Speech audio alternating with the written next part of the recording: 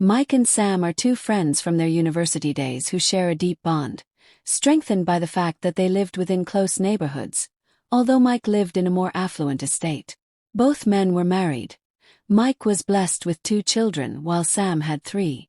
One evening, Sam returned home to find his wife, Adetutu, ironing their children's school uniforms.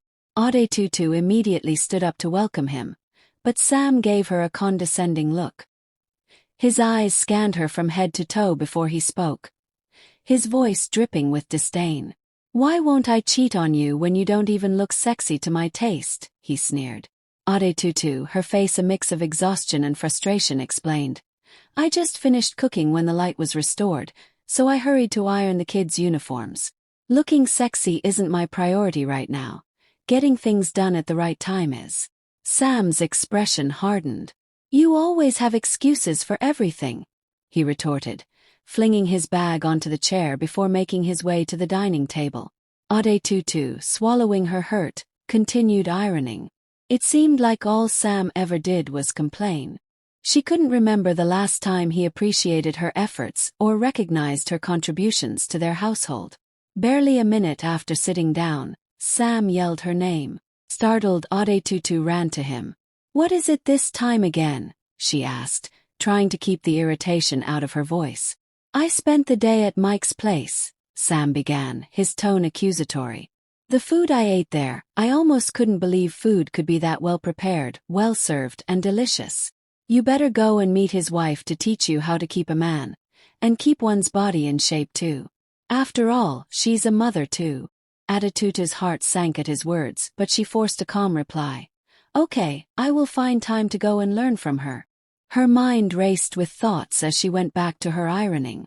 She knew Mike's wife, Funke, was a remarkable woman, managing her household with grace and efficiency.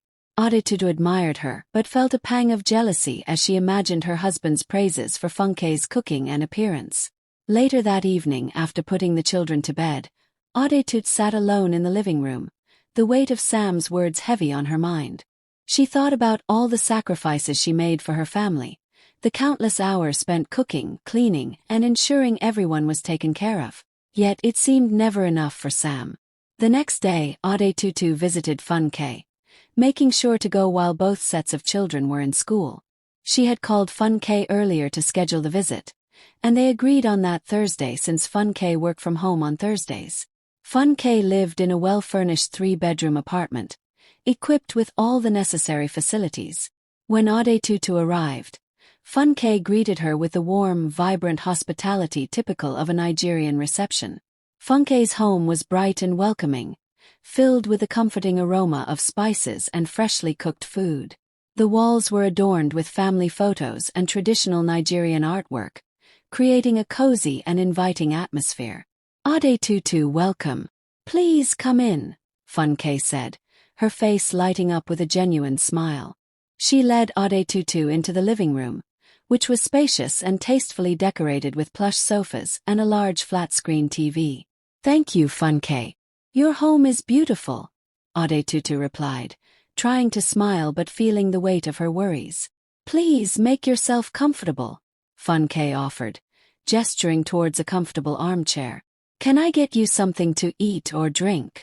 Adetutu declined politely. "No, thank you. I'm fasting today." Funke chuckled, teasing her. "You and your fasting. You must have too many personal issues for God to come through for you." Adetutu tried to laugh along but couldn't hide the sadness in her eyes. "Yes, I do have a lot on my mind." Funke's face grew serious. "Everyone has issues, my dear, but don't overburden yourself. God doesn't need you to exhaust yourself before He answers your prayers." Adetutu's smile was faint, her sadness still evident.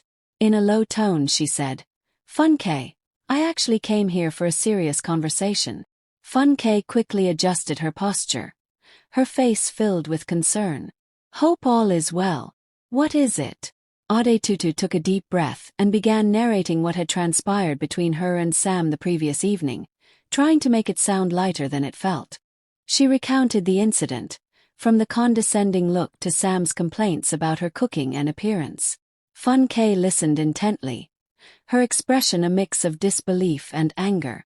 "How can a man ridicule his wife like that?" she exclaimed. Adetutu quickly cut in. "It's not a ridicule, Funke. He just suggested a way for me to improve." Funke shook her head.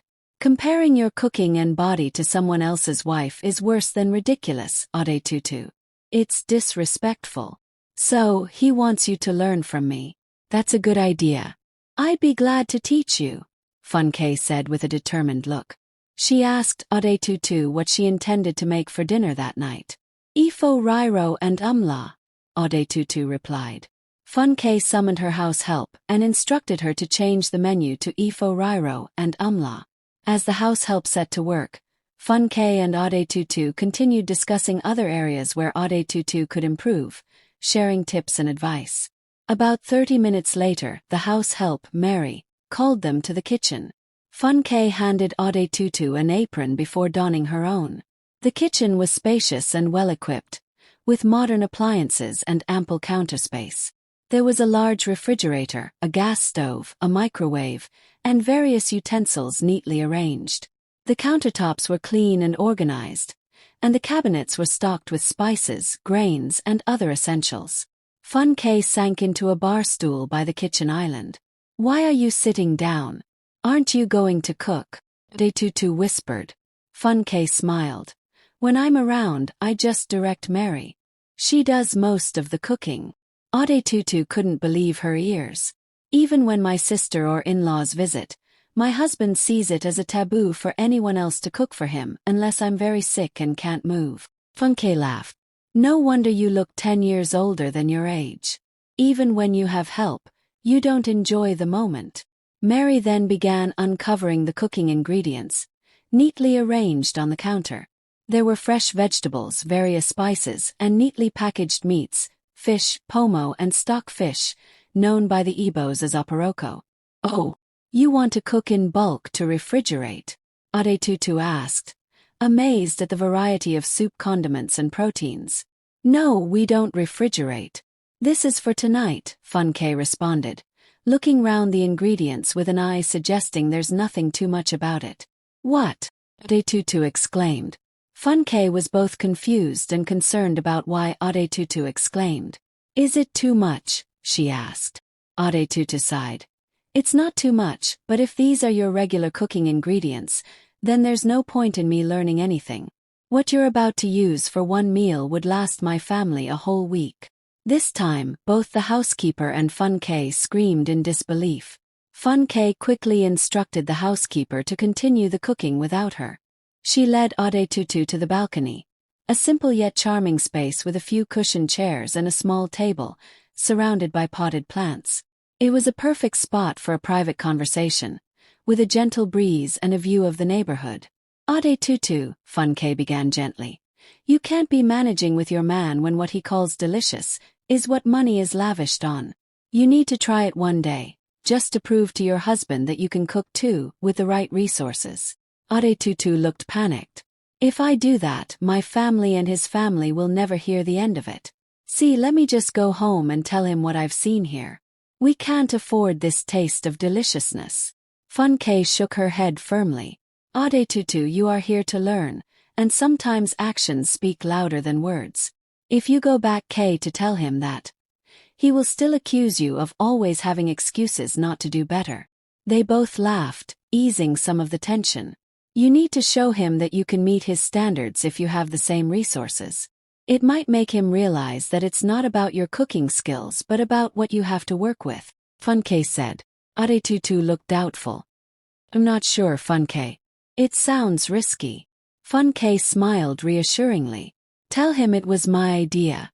Make it clear that since I'm your appointed teacher, I insisted on you trying out what you learnt. That way, he knows it's a lesson from me, and won't blame you for anything." Adetutu considered Funke's advice and slowly came to agree. "All right, I'll do it. I'll show him that I can cook just as well." "Exactly," Funke said, and they gave each other a high five. Funke also reminded Adetutu of their other conversations and advice on how to keep her shape, relax, and pamper her body. Adetutu shook her head. But I fear a lot will go wrong if I mimic your lifestyle, Funke. Funke insisted. Adetutu, let it go wrong. Those things that might go wrong are exactly what your husband doesn't consider before comparing you with someone else. He's just looking at the results of someone who puts in different kinds of work. Adetutu nodded slowly, absorbing Funke's words. This is your opportunity to prove a lot of points, Funke continued. Since the month is ending and he will soon give you the house allowance, make sure to set the record straight. Adetutu smiled broadly, giving Funke a reassuring hug. Thank you, Funke. And so Adetutu left, determined to be the woman her husband craves. 1 week after her visit to Funke's house, Adetutu decided to try out some of the advice she had been given. Funke had been clear. To live in comfort and be appreciated, Adetutu needed to pamper herself and maintain a more leisurely lifestyle. Her husband Sam wanted her to be like Funke, so she would show him just what that looked like. She set out to adopt the changes Funke had encouraged, though she knew she'd have to be creative with her limited budget. Earlier in the week, Adetutu went to Balagan Market, known for its bustling streets and crowded stalls, to shop for simple yet stylish houseware. She navigated through different vendors shouting their prices. She finally found her favorite Okrika seller, who specialized in first-grade, fairly used clothes. The vendor, a cheerful woman named Aya Bizi, greeted Adetutu warmly, as she always did. Ah, my customer. What do you want to buy today? Aya Bizi asked, gesturing to the neatly arranged racks of clothing. Adetutu looked through the racks, pulling out a few chic pieces she could wear around the house. She knew she couldn't afford the latest fashion, but with her limited savings, she could at least find some nice outfits that were in good condition. After some negotiation, a skill she had perfected over the years, she left the market with several tops, shorts, mini gowns and skirts that Funke would likely approve of. That marked the beginning of Adetutu's experiment with a new lifestyle.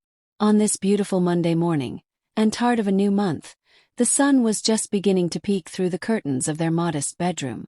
Sam woke up and immediately glanced over at the wardrobe where his clothes were usually hung, well ironed and ready for the day. To his surprise, his clothes were still in their usual place but not ironed as he expected. The absence of the familiar morning hustle and bustle was glaring. The house was unusually quiet and his wife, Adetutu, was nowhere in sight. He walked to the kitchen, expecting to see Adetutu bustling about, preparing breakfast. The kitchen was empty, and silent except for the ticking of the wall clock. Sam's irritation grew as he opened the pots on the gas stove, only to find them empty except for the leftover stew from the previous night.